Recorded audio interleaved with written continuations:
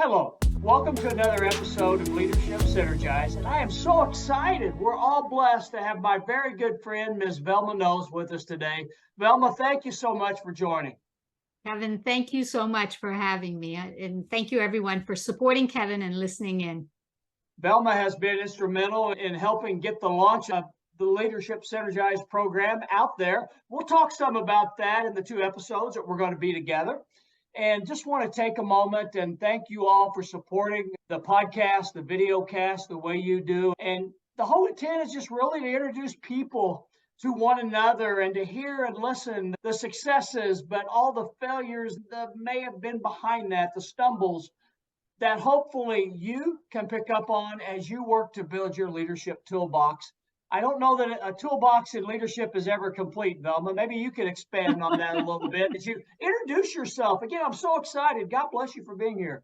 Oh, Kevin, first, thank you so much for having me. And I need to say this publicly, even though I've told Kevin this over and over again. I am just so proud of you and what you are doing and how you are stepping forward to share all your value and your experience with all of us. So thank you so much for doing that. A little bit about me, just for the audience, for those of you that don't know me, I am a leadership coach, speaker. Amazon says I'm a best-selling author, so it must be true. And I like to say I'm a human behavior investigator. That's my new name, because I truly believe that the more you know about yourself, knowing your value, uncovering your value is your greatest competitive advantage. What else can I tell you? Well, I tell you what, that HBI term I really like, and best-selling author. Thank you so much. And your kind words, way too humbling in that aspect, not deserving. But tell us what led you to this role. What you've had a number of career experiences in your life. Guide our viewers and listeners what led to the Velma we see here today.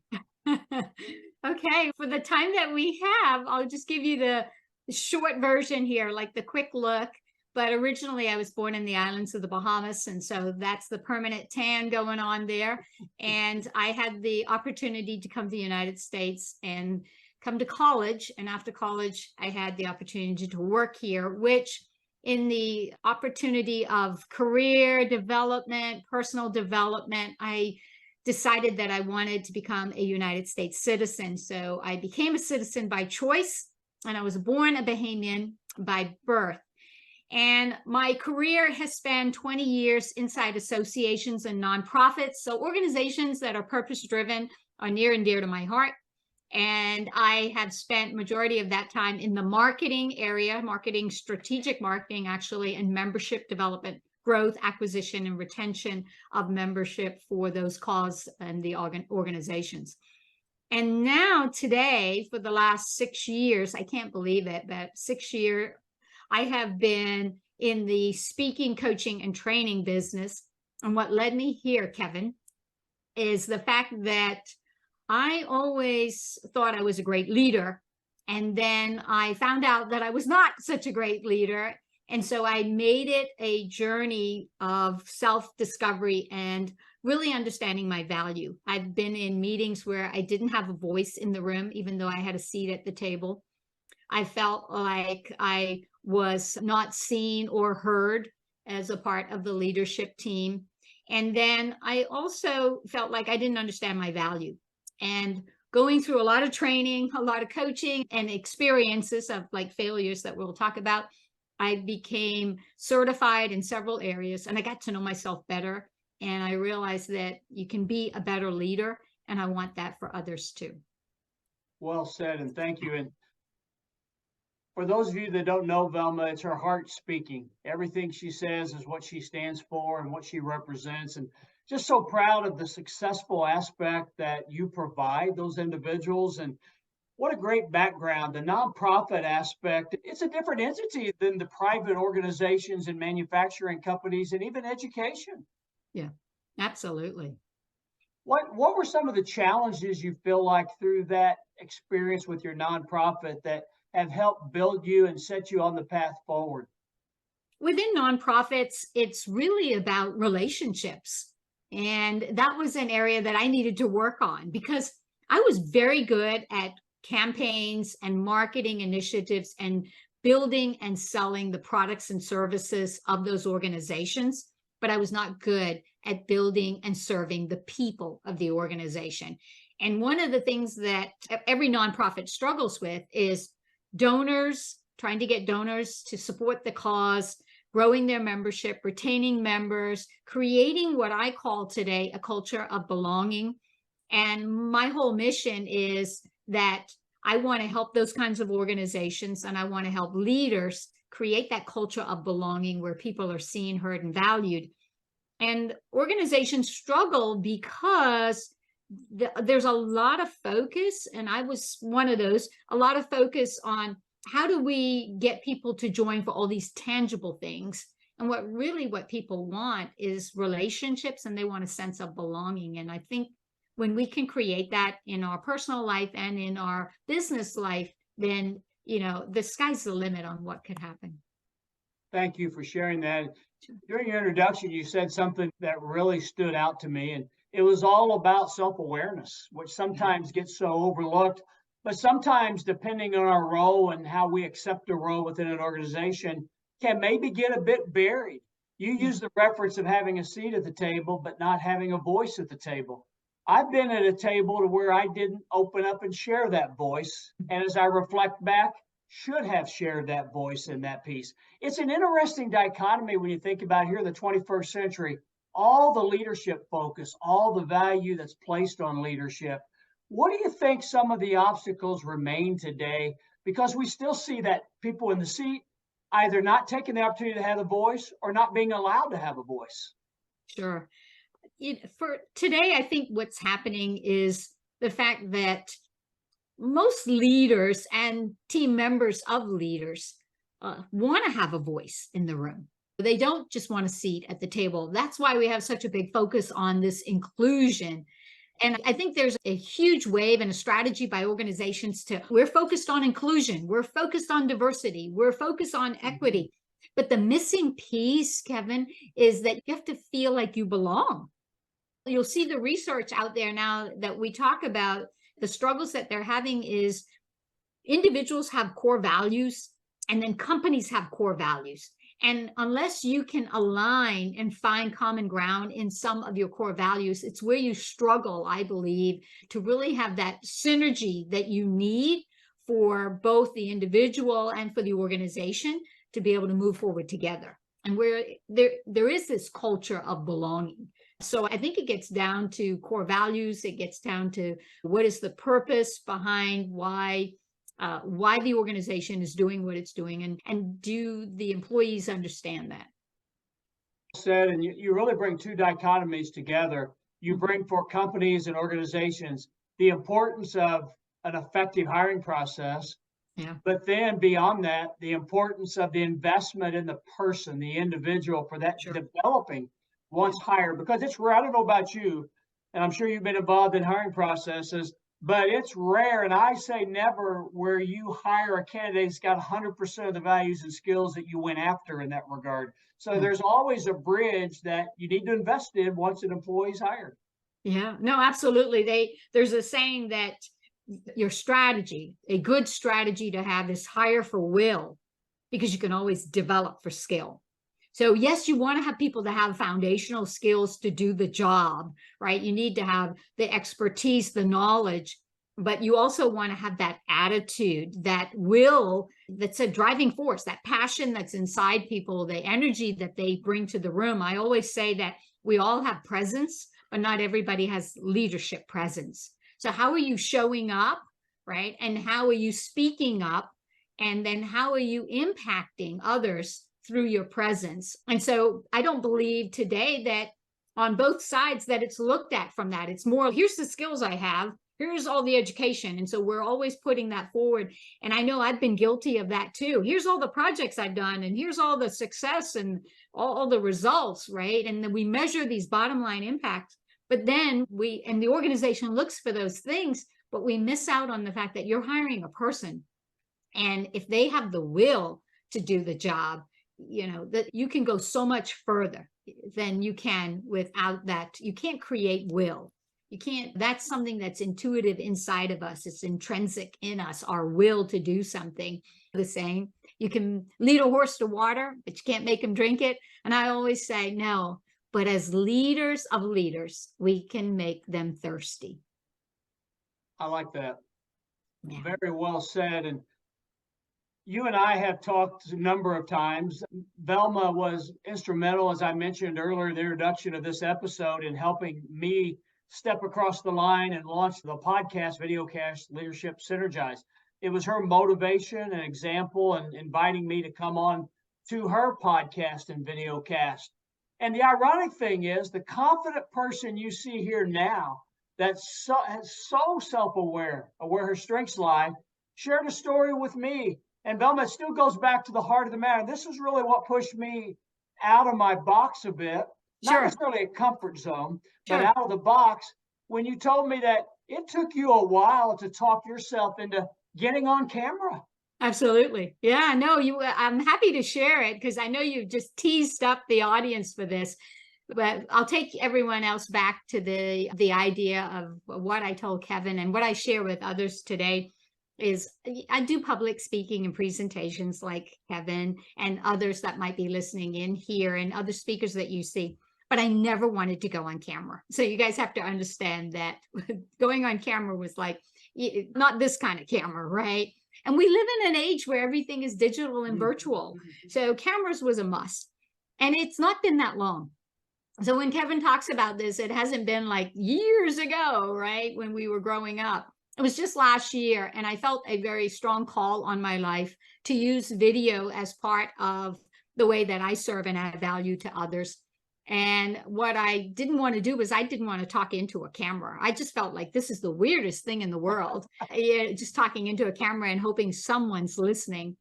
Let's talk about being seen, heard, and valued, right? And what I did was, with this call on my life as a woman of faith, I felt like, okay, I'm being disobedient. I need to do this. So I created 20 short videos, a minute, 2 minutes long, and I posted them out on my YouTube channel. And then I was like, check off the list, it's done. But if you've ever had a pull on your life, you know what I'm talking about. It just didn't go away. And so I said, okay, it's more than this. And I was sharing with a friend. We were on Zoom and he said, turn on the camera right now. Let's do this right now. And I'm like, what? And I was wearing a Nike shirt and it was a sports shirt. And Nike represents a swoosh that says, just do it. And to me, that meant face your fear. And so I turned on the camera and I thought, nothing's happening. We're just recording. But I did. And of course, the questions came, which are 4 basic signature questions that I ask everyone on my chat right now. And the show is called Your Leadership Chat. Isn't that brilliant? And no big fancy name. It's just Your Leadership Chat. And it's designed to have a cup of coffee and to have a chat with another leader that can add value to those that are listening in. I recorded one and then I said, yay, it's recorded. I put it away and I thought I need to do this again. And I did it 4 times with just people that I know. One of those leaders went out on social media. God bless this young man. And he put out there what a great time he had having Your Leadership Chat with Velma. And he shared a story. He can't wait for everybody to see the show. And it's going to launch in the new year. And then he tagged me. So, of course, I went, really, now I'm doing this. So F.E.A.R struck me, right? And it was like, forget everything and run. But I knew I couldn't do that. And if you've ever faced anything in life that you have to go through it to get through it, then it might seem like something silly that going on camera, but it was a big deal. That gave birth on January 11th of 2013, this year, as we're recording now, to my little show that's small and mighty, and it's called Your Leadership Chat. It's a video podcast show. And we have put out a video with a valuable leader, your host, Kevin, being one of those. We've done that every week since January 11th. And so we're about 6 months into this. We are just, it's been just unbelievable, the amount of interest that we've had. And I've gotten better at these interviews. I shared that with Kevin because he just didn't think, Kevin, you were like, Velma, I'm not sure how to do this. And I said, listen, you have to just do it. So every recording is in a Nike shirt because I want people to see that it's a reminder to me more than anything, but I want you to know that instead of forget everything and run, which is a fear, an acronym for fear, it's face everything and rise. So I hope that it motivates some of you and inspires you to move forward with whatever is facing you too. And if you haven't seen your leadership chat, you need to check it out because Velma has some great guests and they get into some interesting topics. And much like this show, episode, is it a show? Is it an episode? It's just a conversation of two friends in that regard, right? I love it. There's a lot Yes. to gain from what's discussed there that can be put to use. And I hope it's okay. I wore Under Armour. Hey, that's pretty cool. I dressed up for you, man. You're all heart. Thank you, Velma, for sharing. It's a great story, and it is motivational. And I think some of the things that still exist today, and sometimes we lose track in the busyness of the world, is the fact that we all have our own fears. Fears that maybe others can't comprehend, seems silly to some, or seems too big to others, too small to others. But I certainly know for me it was, who wants to hear me? They've got Velma Knowles, John Maxwell, Kelly Merbler, and others out there sharing their expertise. And look at you now. Look at me now. I am so blessed to have you and everyone who's pitched in. And Velma, I think you would say the same thing. The guests really are just so kind and so wonderful to give up their time and share. And it really goes, John Maxwell's latest book, The 16 Laws of Communication, he talks about the best message we have is the one we live every day. That's right. And that's what our conversation's really at the heart. I think your conversation and what I hope we can share with our viewers and listeners here. But Velma, I want to jump back a little bit before you share that story, and thank you. We talked about fears just a bit, where we all have those. We're talking about the hiring process, and I just wonder sometimes we went too far in this data-driven decision-making society that it's so difficult to come back now where we need to be to ensure that we don't miss values just because a Kevin or a Velma maybe doesn't have this experience that a recruiter's looking for, but yet we have the value to learn in a short window of time. It just seems like we miss out on some good quality leaders that have the heart and core of values sometimes because they don't have this bullet point on a resume. Yeah, you bring up a very valid point, and I think it is actually becoming more crystal clear to organizations, recruiters, and leaders, because what are we faced with in the last several years? A major worldwide pandemic, which has then created what is coined the Great Resignation, which you can even take it to another step because it's probably less about the Great Resignation and more about why do we have that? It's the Great Reevaluation. And it means that people are reevaluating their values. What's important to them? What is valuable in their life, right? Their health, their family, their loved ones. Yes, career is important, but it's no longer the top of this pyramid, right? We've reevaluated things because we've had this worldwide awakening, if you will. That's one side of things that I really believe is challenging today's hiring process, to think about it. There's more to the individual than let's check the box on what the robot says or the job description, right, of these key points. The second thing that is challenging in that area is the fact that we have what they call the quiet quitting, right? People that are in the workforce today, right, the majority of them are disengaged. They're not engaged in the organization. And so they're doing one of two things, right? They're quitting the organization and doing something that they love, and that's the reevaluation or the Great Resignation that's happening. But then you've got this other side, which is the quiet quitting, which means I'm not engaged and I'm quitting, but I'm still here. So it's the quit and stay type of thing, right? It's that silence. It's that not having a voice in the room and then just pulling back and saying, okay, that'll be okay. I'm just going to be disengaged in the process.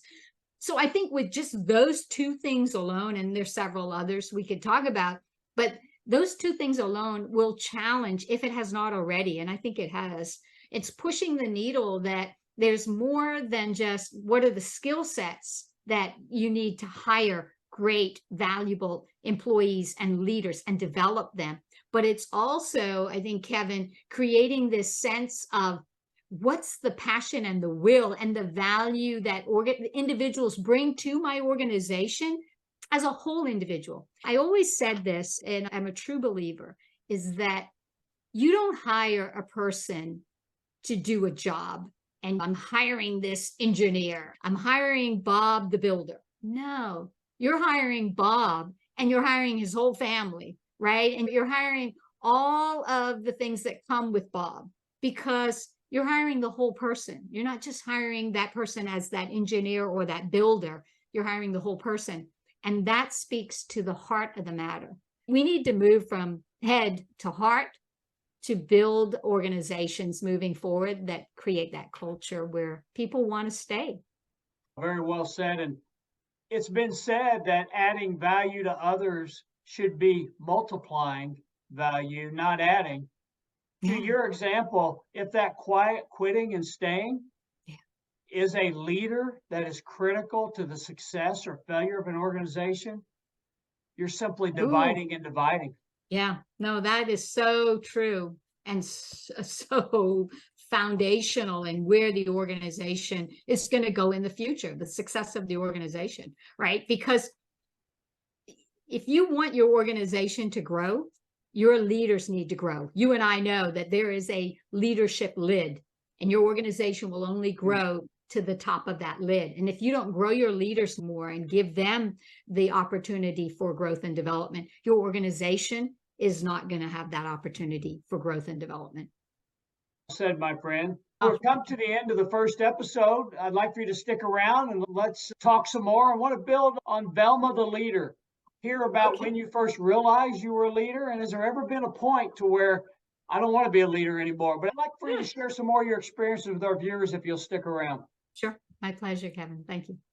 Thank you. Thank you all for taking the time to view and or listen to this episode of Leadership Synergized with my good friend and your good friend, Ms. Velma Knowles, leadership expert extraordinaire.